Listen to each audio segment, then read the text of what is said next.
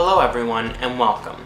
My name is Hunter Greymane and today I'm going to be reviewing the One Piece series for you. Now I decided to do One Piece for two reasons. The first is also connected to the second though. The first is because One Piece is approaching its 19th anniversary on the 19th of July. Now the second reason is because One Piece has been running so long, 700 plus anime episodes and 800 plus manga chapters, a lot of people are afraid to get into the series because of how long it is. But I hope to show you through this that regardless of how long a series is and how long it's been running, if it's a good series and you really have an interest in it, you should start it regardless of how far along it is. And I also think that a lot of people have said just start at maybe the time skip or something like that. But I think that it's very good to start from the beginning of a series because then you truly understand everything the series is trying to give you. Not to mention you're not missing a whole bunch of information. So with that in mind, today I was going to originally review the whole first volume of One Piece. But as I started going through it, I realized it was too much information to cram into just one video. And I felt that to truly touch on what is One Piece, you have to just start with the first chapter of the first volume. And that is Romance Dawn. Now, I'm going to be talking about the One Piece series in general from a bit more of an advanced perspective. And what I mean by that is that I have a knowledge of the current One Piece, which is very far off from the beginning of One Piece. Now, I'm going to do my best to talk about the series as a whole from that advanced perspective, but also make it interesting enough that if someone is watching this that has never even heard of One Piece before, or is just slightly interested in it and heard about it from a friend, that they find my way of talking about One Piece interesting enough that they decide they want to start the series. Now, with that in mind, let's go straight into the first chapter. So the first chapter of the first volume, named Romance Dawn, both the chapter and the volume are named Romance Dawn. So the chapter opens with Gol D. Roger talking about his great treasure, One Piece. He says, "If you want my treasure, you can have it, but first you have to find it, and you must search the entire world to do so." Now, this great treasure, the One Piece, is said to grant someone power, fame, and wealth greater than anyone else in the world. And this is what granted Roger his title of the Pirate King. Now, 12 years later, after his execution, we cut into Luffy's village, Monkey D. Luffy, our main protagonist. We get to meet him for the first time, and we see him talking to Shanks.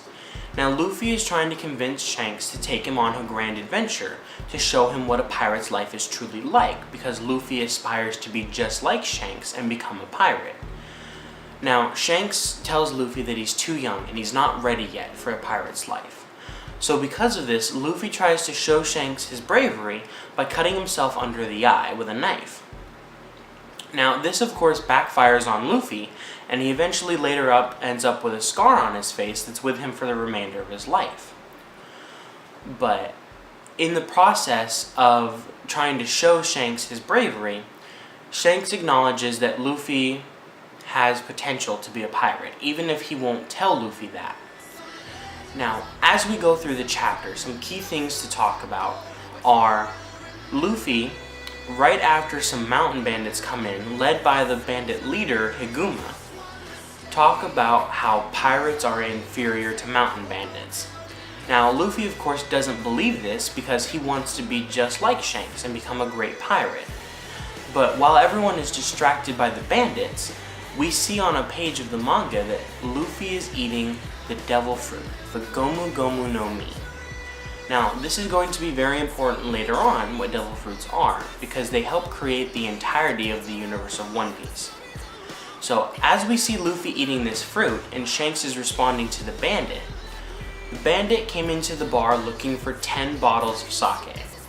Now, when Makino, the barkeep of where Shanks and his crew are partying at the moment, tells the bandits that they don't have any more sake as she sold it all to Shanks and his crew, Shanks apologizes and tries to give the bandit a whole unopened bottle of sake. But the bandit takes it as an insult and crushes the bottle all over Shanks, spilling the sake all over him. Now, Luffy is of course infuriated by this, but holds his tongue. And Shanks tries to clean up the mess, only for the bandit to make even more, and say that pirates are trash, and if you enjoy cleaning so much, you should clean up all of this. Now, after the bandits are gone, disappointed that they can't buy any sake, Shanks and his entire crew just start laughing about the whole endeavor. And Luffy just turns to them and shouts, "Why are you laughing? This is an insult to men. You're disgracing pirates everywhere. Why wouldn't you fight back against them?" Now, at this point, Shanks tells Luffy, and it's a very key lesson that Shanks tries to impart onto Luffy that he'll take out of this, and that's that not every battle is won through a show of strength, and that just getting some sake spilled on him is not worthy of killing someone indiscriminately. Excuse me.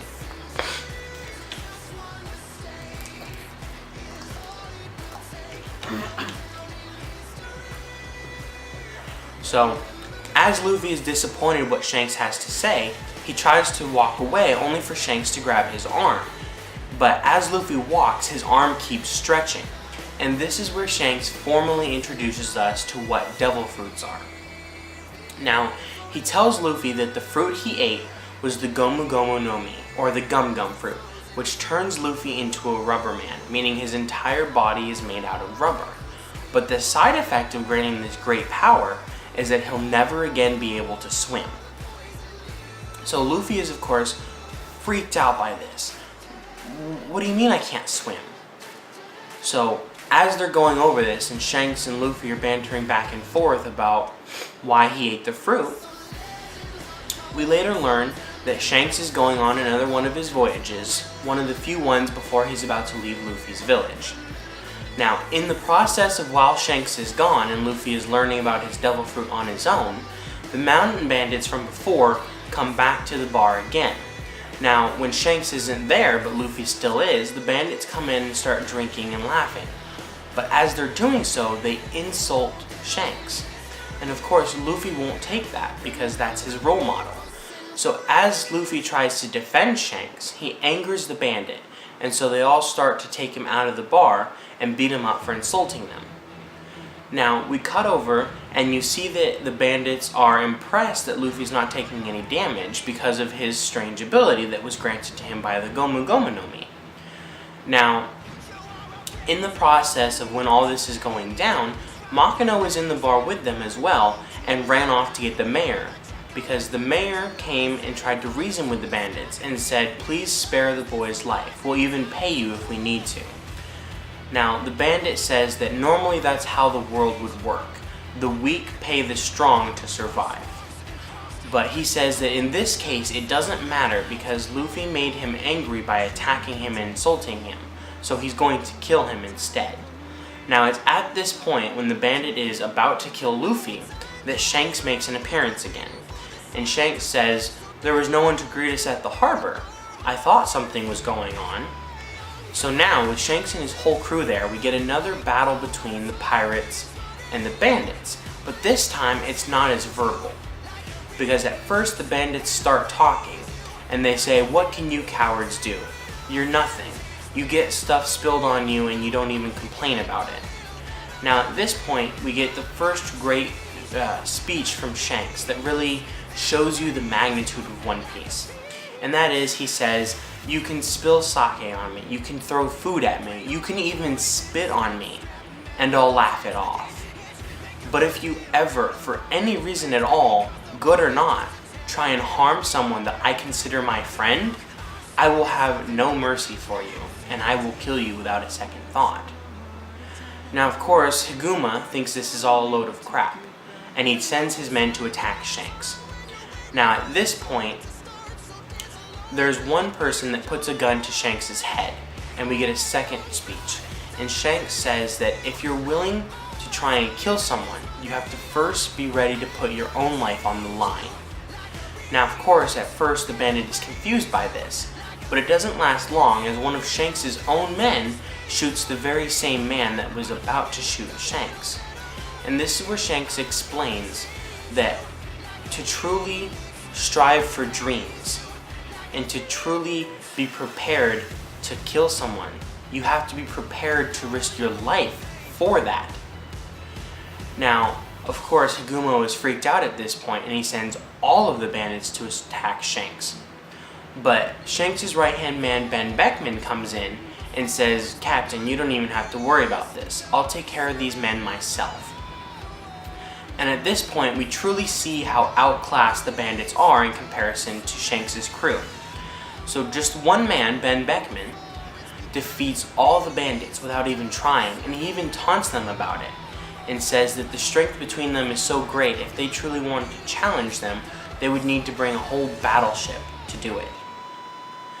So as the bandits are all laying defeated and on the floor, there's only one who's still left, Haguma, and he still has Luffy in his grasp.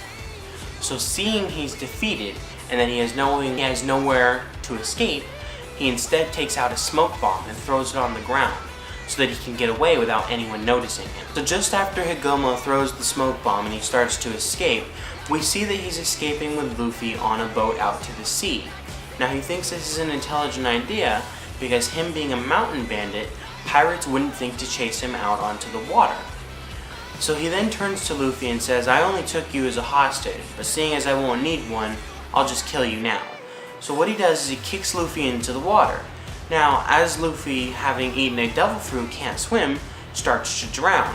But it was also a blessing in disguise, because right after Haguma kicks Luffy off the boat, the local Sea King of Luffy's village comes and eats Haguma in the boat and everything. So just then, Haguma's been killed, Luffy's drowning, the Sea King sees Luffy and goes to attack him. And just before Luffy is eaten by the Sea King, we see that Luffy is rescued by Shanks. And now for the first time in the series, and sometime that we won't see until very later on, the Sea King looks at Shanks and gets ready to eat both him and Luffy, before Shanks just looks at the Sea King and says, "Get lost." Now this is the first time in the series where we see Conqueror's Haki, and it won't be talked again until much later on in the series. But right now it's important because Shanks intimidates the Sea King so fiercely that it turns around and just leaves. Now, we go to Luffy and Shanks, and we see that Luffy is clinging to Shanks' shirt very closely, and he's crying. And Shanks just looks at him and he tells Luffy, "Makino told me what happened, why the bandits were picking on you, and it's all because you stood up for me. And I thank you for that." And Luffy's just crying, and Shanks is looking at him, "Why are you crying? You're a tough guy, aren't you? You're not supposed to cry." And Luffy just looks at him and says, "But Shanks, your arm." And we panel in and you see that in the process of Shanks saving Luffy, it cost him his left arm. The Sea King managed to bite and rip off almost the entirety of Shanks' entire left arm. So we then cut over, the Sea King incident is over.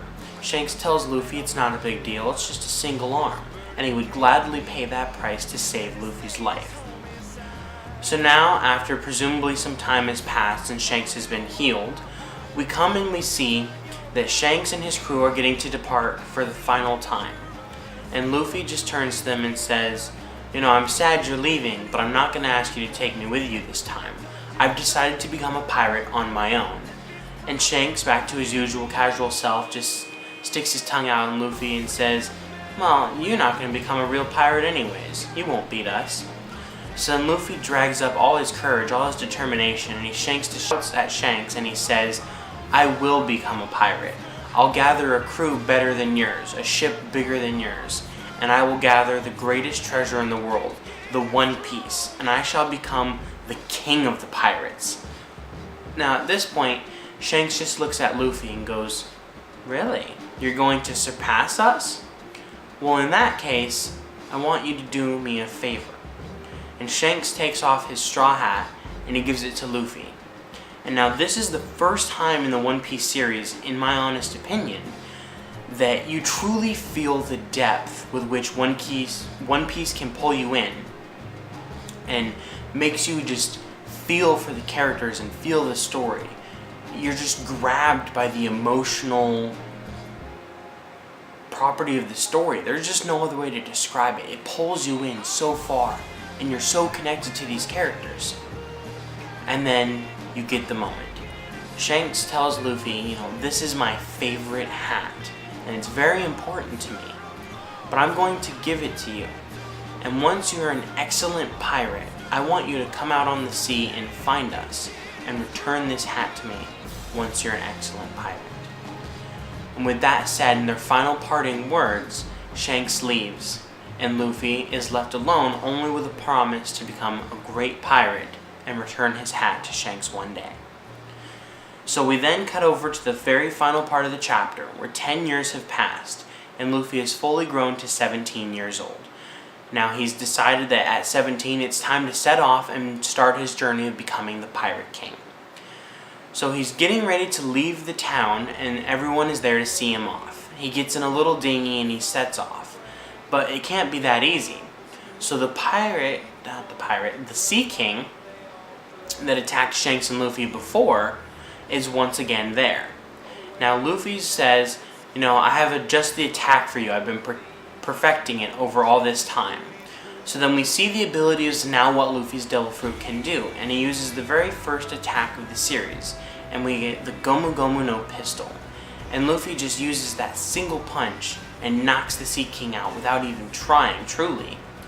And then his adventure begins. The Sea King defeated nothing but the ocean and the freedom of the sea in front of him. Luffy throws his arms up into the air and says, I'm off. I'm going to become the king of the pirates. And with that, the conclusion of the very first chapter of One Piece happens. And because of the way it ends and the emotional feelings it gives you and brings you in, the story of One Piece begins in its entirety. Now with that said, this is Hunter Greymane saying I'll see you soon.